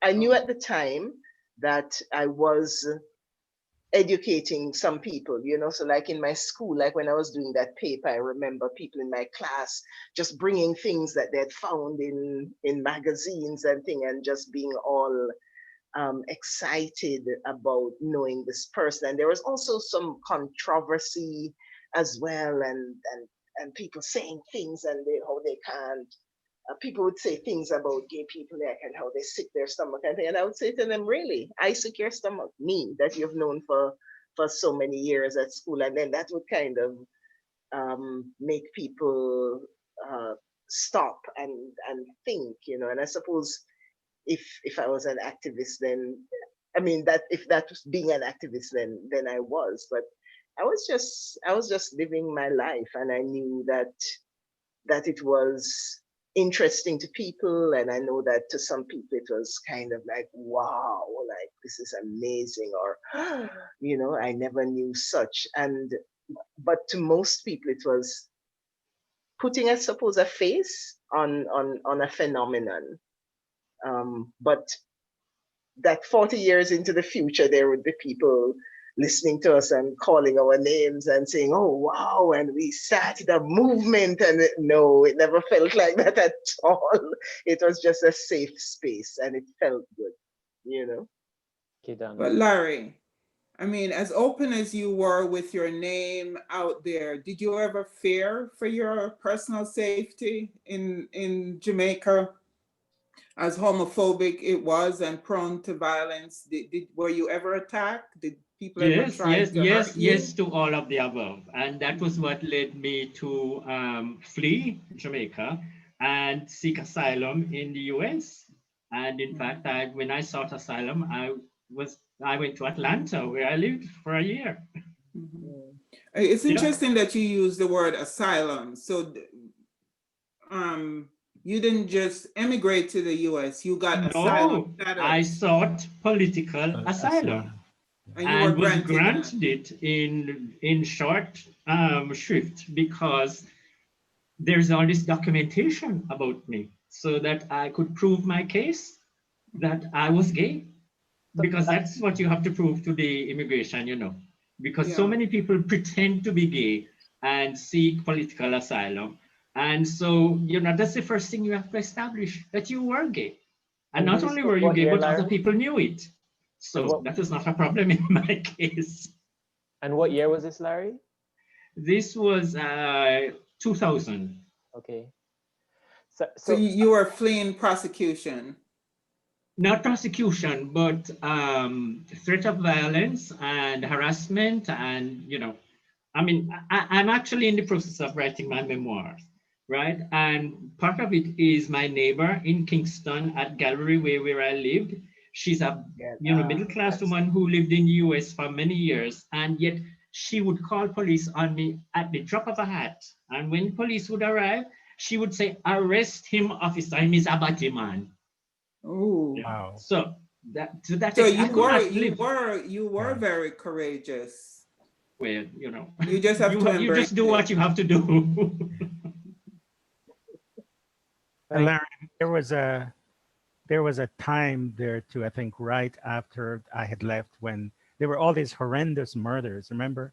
Like Yes. we knew and who we used to sit with in your house and all that. They started, dying some vicious deaths, like slashings and stabbings and all kind of crazy things. Yes. Yeah. So I think I think this leads up to one of the questions, or this relates to one of the questions that came up in the chat, but also one of the questions that I had. in terms of who is subject to violence in Jamaica. Can you talk about, I mean, this is for all of you, if you can talk about your experience navigating differences around gender, around class, around color, as you were involved in kind of either doing work with GFM or the Gaily News, and or Jennifer, in your case, your observations or experiences doing your reporting. So navigating differences around, I think Donna, you spoke about a little bit around gender, but in terms of class and color. Well, all right, I'll start the ball rolling because I'm the most extreme case, I think, because here it is, you have a Chinese Batman who is going around trying to, stir up trouble.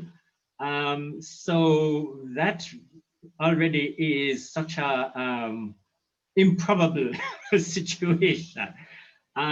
Because I'm bringing all of the baggage of class and race and everything into one picture, which is one of the reasons why after a while I really decided to kind of step back, because I wanted the movement to be led by somebody who looked like the majority of people in Jamaica.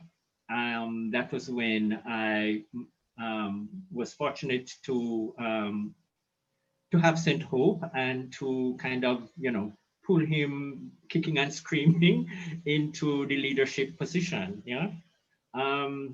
So there was that. But I also think that being Chinese and middle class helped me in my outreach to the community itself, because they're seeing someone who is relatively privileged in a Jamaican context, who is articulate and can stand up to the establishment.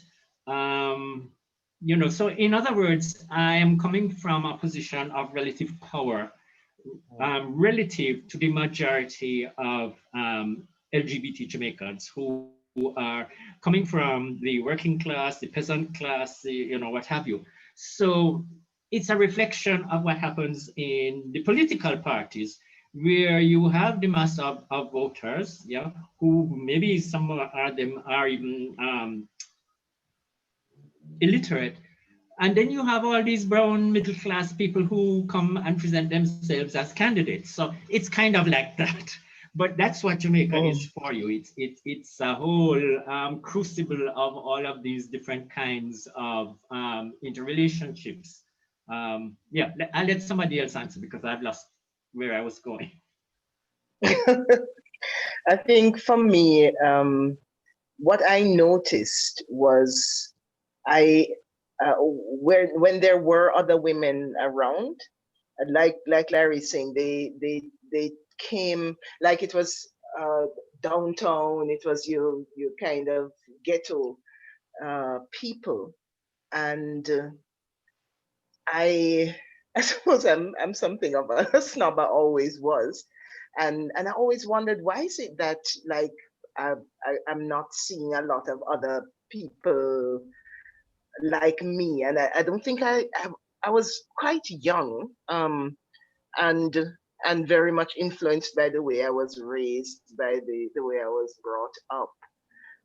But I remember thinking, these women, how is it that they have the courage to show up in these spaces and to speak their truth and to enjoy the kind of social scene that was available and so on.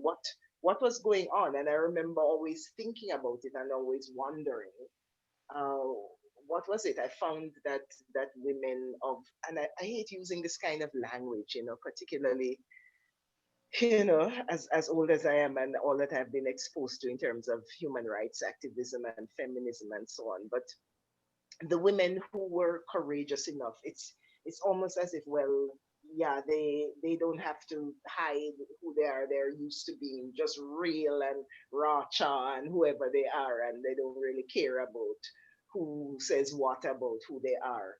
I always used to observe that, I didn't, at that age, maybe I didn't have that level of thinking to attach significance to it, but I always noticed that and wondered why women of so-called higher socioeconomic status were just so scared to be, even within a community, a safe space. They were just often so scared to be seen and to be known for who they were. That was something that was always remarkable to me. And I mean, while I'm on the mic, I think I could also answer a question that I see in here about how did things work out with my grandmother. Because that I suppose that kind of touches on the whole idea of judgment and versus acceptance and so on. And what used to happen is that I had a space where I would hide. So first I would go and lock up and read my Gaily news and the cover letter from Larry and so on, because somehow he always managed to put in a letter to me, just to say something. And it was just always so wonderful to me. I just lock up and read it, and then I would fold it up, and I had this drawer where I kept my stuff. And then I realized at some point that my grandmother had been going in there because she started to drop certain words, about my lifestyle and my new friends and things. And then I realized one day that she had actually been going into that drawer and reading the stuff. And it never really resolved, who's asking the question, Richard. So it just went on like that. I eventually moved out. I was like at university at that time. I remember I was telling my friend earlier today or yesterday, I remember, because of course that was the 70s, late 70s. It was Bob Marley, it was like Black Power, it was, the university was a hotbed of, political activism and thought, and the Communist Party was coming up. It was like all sorts of things happening, and there was in that time the whole Rasta culture. I remember I had a Rasta belt, and everybody was wearing army fatigues and tams, whether you're Rasta or not. And I remember leaving one day for university, and I had told them I'm going somewhere. I'm going to be coming home late. And my grandmother, and I think that was the moment that she really revealed herself to me, that she had actually been reading my mail. And she said, "Yes, yes, go on to your Rasta gay club." And I just remember that's finding that so hilarious. Like, how do you put Rasta and gay in the same sentence, describing the same person or experience? And that was my grandmother, and she never really let up. I think it just got to a point somewhere in my mid to late 20s when I said to her, "Listen, Gran, if you're going to carry on, you must decide. You either want to see me," because by then I'd also started growing locks, and that was just like, it just topped it all for her. I'm gay, I'm growing locks, I wear Rasta colors, like it's all over. And I just said to her, Gran, you must decide. You want me in your life? You want me to come and visit you or not? Because if you want me to come and visit you, you're going to have to stop saying these things. And she stopped, But I always felt her disapproval and her disappointment, and I don't think that ever changed. But I just kept living my life and being who I was, I guess. And to this day, it's what I do, I guess. Thank you, Donna. So Glenn or Jennifer, would you like to respond to the question? And Larry, looking back at the time that I was writing those articles, I don't remember there being a woman that was equal to you as an activist. I mean, there were women, and the woman, and I don't want to say her name because I don't know if she ever came out publicly to everybody. The woman, it was easier for gay women because it was not uncommon for women to be roommates and all of that, and people never actually knew for sure that the women that the women were gay. But I don't recall there being an activist gay woman in 1980, 81 that was equal to what you were doing. Was there? That was out and because even you, Donna, you were writing under a pseudonym in the Gaily News, right? You never actually used your name. And I don't remember talking to any women who were out. You know, there were women who admitted they were gay and got their friends who were also gay to talk to me, but there was not a woman activist that was the equivalent of a Larry Chang. Am I incorrect? No, No, there you are was no correct. one. You're not incorrect. There was no one. Yeah. And in fact, I didn't start using my name. I wasn't out until J Flag. So fast forward to J Flag like 20 years later. That's when I had the courage and, you know, whatever it took at that time, whether the spiritual backbone or whatever, to be able to actually start using my name and being out. And that was, like I said, 20 years later. Before then, and even a lot of the times during my presence in activism in Jamaica, there were hardly any women. When I left Jamaica in '99, I was still the only out female spokesperson of the movement. Yeah. So Larry, have you been back to Wait, Jamaica? sorry, Jennifer. Can we let Glenn answer the question? Oh, Glenn. Yeah, Sorry. I think that's right. I think that you know, Jamaica is a microcosm of or how gays are treated or were treated at that time, is that kind of microcosm of the larger society. Like, I think that there are issues of gender and class and so on.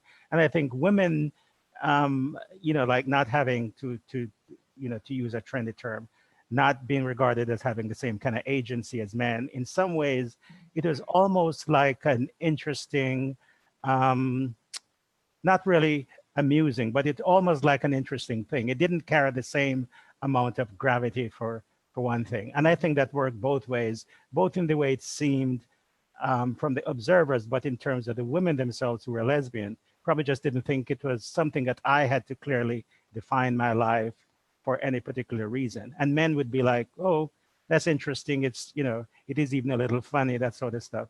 And I think that also plays into how even the level of violence and the type of violence, like, you know, being gay was anti-Jamaican, it's anti-Black, it's something which is brought in by, you know, wicked foreigners and all that sort of stuff.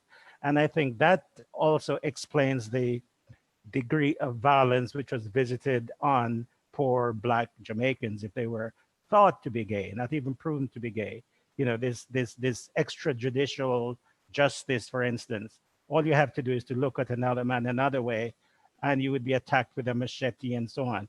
Whereas there were some gay people in society, some Jamaicans in society, which were never really accepted, but you would have this professor or this dancer who again would be like, oh, Cho, kind of laugh about it because, and I think that has some degree of classism as well. I mean, that could be, you know, at least that's how I saw it.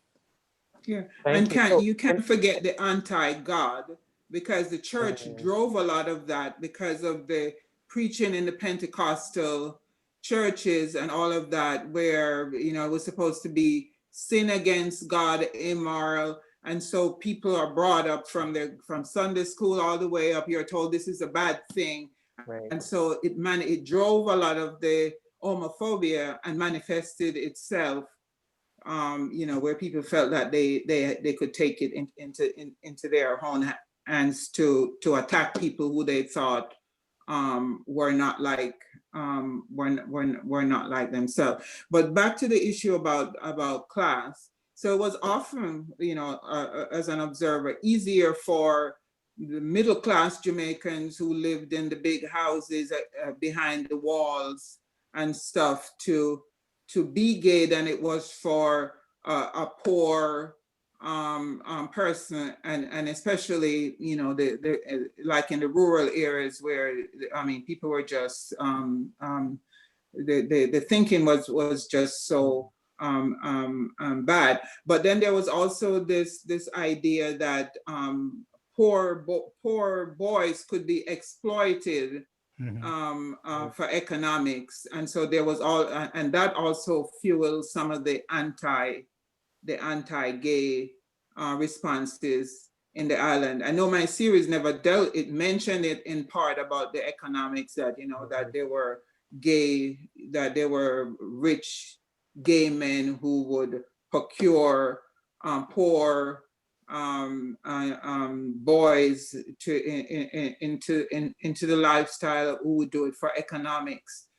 So there was also that part of it too, which kind of fuels some of the negative thing. But I'd be very interested to find out, has things gotten any better there? Is it still, are they in a time warp, or is the society becoming less violent towards gay people? In the US, when I meet gay people and I say I'm from Jamaica, the first thing, everybody knows about Jamaica being terribly homophobic. It's a thing. And Glenn, have you been back? Is it better? What's the? So let me just end this last, because we're at the 3 o'clock mark, and we said we'd end at 3. So already. Yeah, I know. The time just flew by. So one of the last questions that I think, if maybe our panelists if our audience can stay with us for just one last question, is one of the questions I asked and has come up a few times is around the fact that none of the current panelists currently live in Jamaica any longer, and I'm wondering about how that impacts the way that you reflect on what your memories of it, and how that, if I'm wondering about also, have you considered living back in Jamaica? If you can talk about the difference of not being on the island itself right now. Okay, as the senior person here, I will go first. Yes, I've been back to Jamaica. I went back in 2017 at the invitation of J Flag, who wanted me to attend the Larry Chang Symposium, which they had been having for a number of years. And so I think I went back in the 5th year of it, and delivered the keynote address. So yes, I have been back, but I'm also in touch with the various people in JFLAG and out of it. I am very pleased with the level of activism that I see. I know JFLAG gets criticized for a lot of things, but JFLAG as one organization cannot do everything. And so other agencies, other NGOs need to emerge, and some have, to address some of these other needs. But yes, I think that the level of being gay in Jamaica is much better than it was before, even from the simple point of view that there is a higher level of awareness among gay people themselves, and awareness in the society that yes, there is such a thing as diversity. And I believe there is a much higher degree of tolerance. Yes, there is still quite a bit of violence directed at perceived LGBT people. But Jamaica is a violent society. We can't get away from it. And so, yes, the LGBT community gets its own share of the licking. But overall, I think that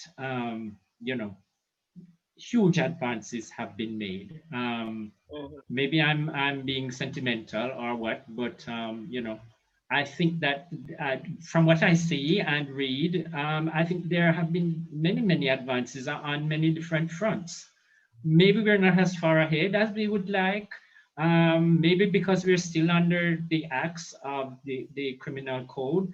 all of those things. But we've always lived under these laws and things. Nothing has changed, but the way people have lived their lives themselves, I think that people are much freer to be who they are than when when I was there, certainly. And again, it's just a matter of awareness. Now we have the internet, and nothing is hidden anymore. Nothing is a secret. Everybody knows everything. So, are you going to pretend, like a certain president that, they lost the elections? You can't do it. It's everywhere in your face. Thanks, Larry. Donna, Glenn, Jennifer? Yeah, I agree with Larry. I must say, so the question about living or exile, it has a lot of parts. I think one of the parts is, I just want to endorse what Larry's saying. I've heard tales and seen stories like colleagues here in South Africa would send me links. I find people here in South Africa know more about what's going on in Jamaica than I do. It's a little embarrassing, but so will send me links to stories about the activism in Jamaica and what is happening. I mean, there's even a trans organization in Jamaica now, so I think from the humble beginnings of GFM and the 20 years until then, there was J Flag. I think J Flag did a lot of work in that time, like just before I left South Jamaica, and since then as well. I think one of the things that I think has happened that is positive for me is that there is much more female visibility in the movement, certainly a lot more than when I was there and felt like the only lesbian in all of Jamaica, right? No, there's more names, there's more women active. And my understanding from friends is like there's a lot more openness, and especially the young people, like the young women, are very open and very clear about who they are, and they don't allow people to bully them and put them down. So I think, and there's even been Pride. There was like a week of Pride events that hosted at the University of the West Indies at Mona. So I think that's significant progress, from when you just had one or two voices out there and one or two faces. And the question of whether could I live in Jamaica again, I'm not sure, like South Africa is special in that it perhaps has the most liberal constitution in terms of rights around sexual orientation. And the LGBTI activist community here has just won victory after victory against different sections of government here. I am legally married to a woman.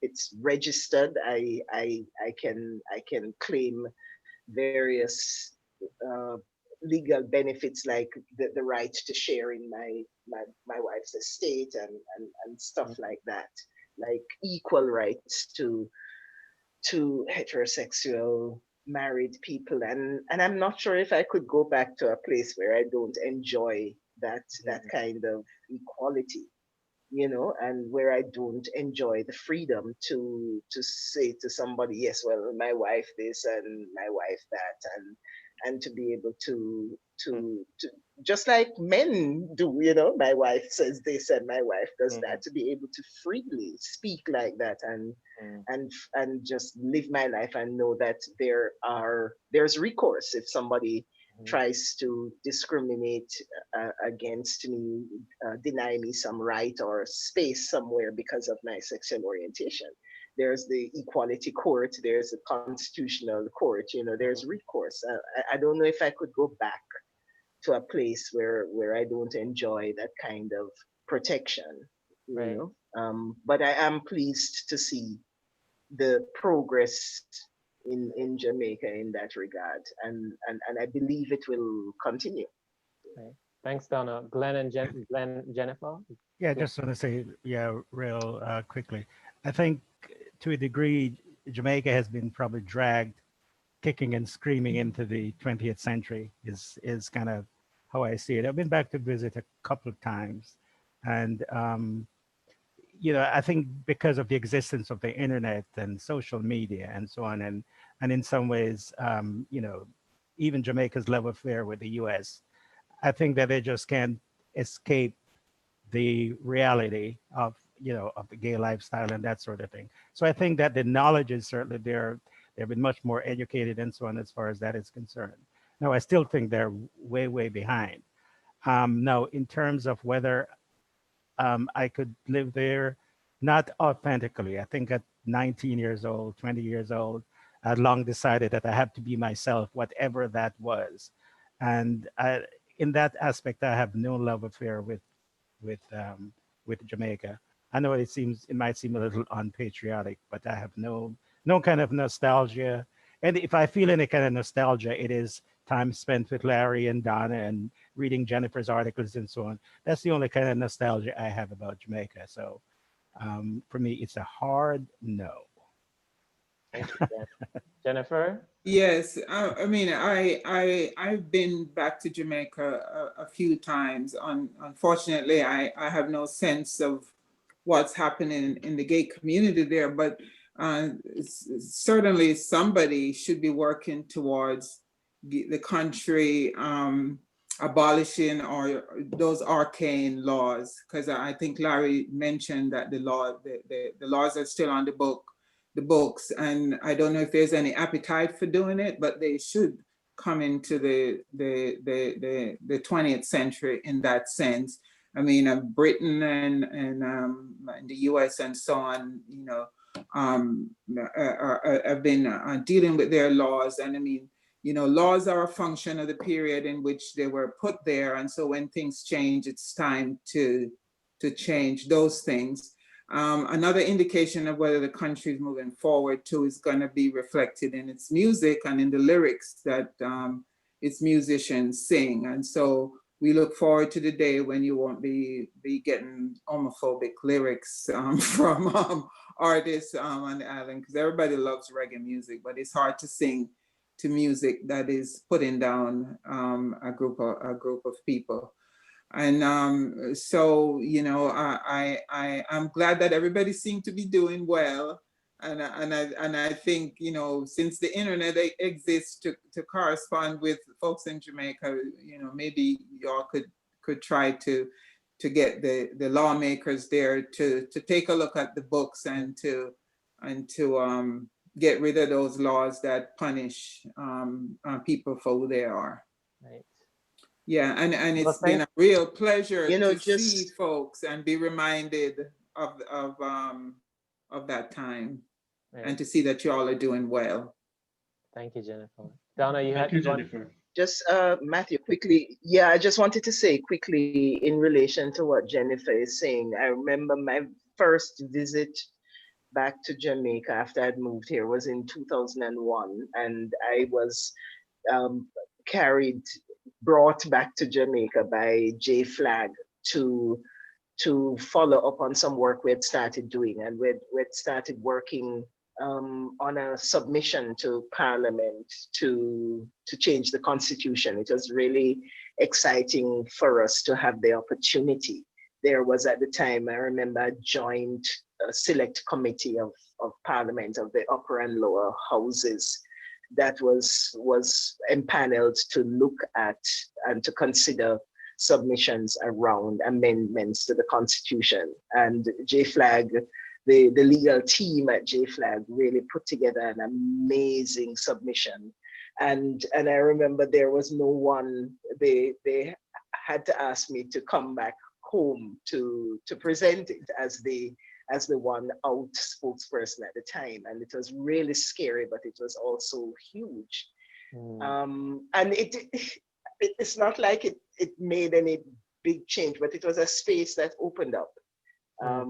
And they listened to our submissions, respectfully, attentively, and the response was quite encouraging.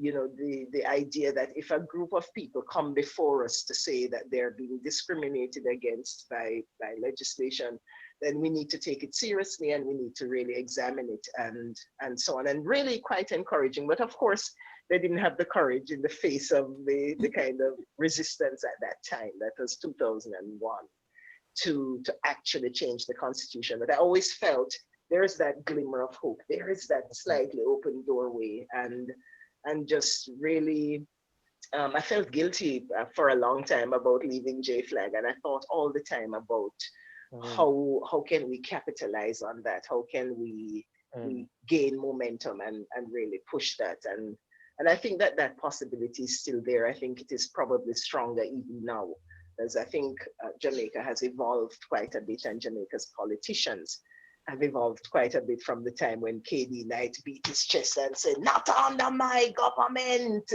you know, no homosexual. I don't know if you guys remember.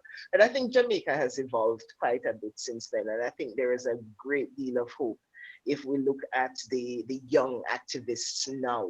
And if maybe those of us in the diaspora can find some way to support and contribute to that growing movement, just from where we are and the kind of resources at our disposal.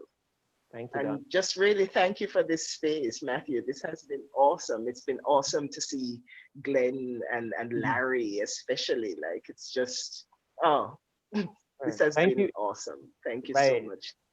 Thank you, everyone, for coming. We're a bit over time.